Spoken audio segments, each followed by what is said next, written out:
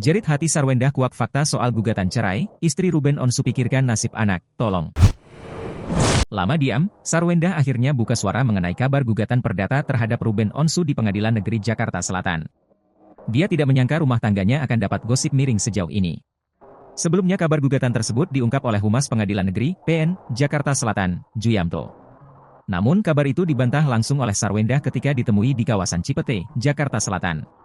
Sarwendah dengan tegas menyebut dirinya tidak melakukan gugatan apapun. "Nggak ada, aku nggak ada gugatan apapun," kata Sarwendah, Kamis, 2 Mei 2024.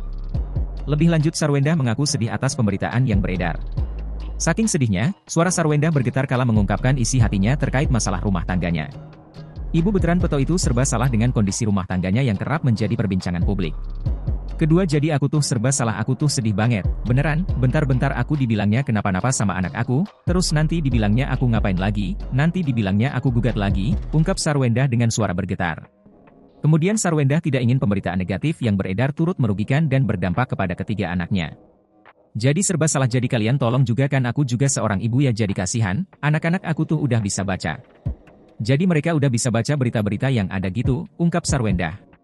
"Ditanya aja ke mereka, aku orang awam banget. Jadi aku nggak tahu, terima kasih." Sebelumnya Sarwendah menjelaskan dirinya sudah 2 minggu tak tinggal serumah dengan Ruben. Kini dia memilih tinggal di rumah saudaranya, Wendy.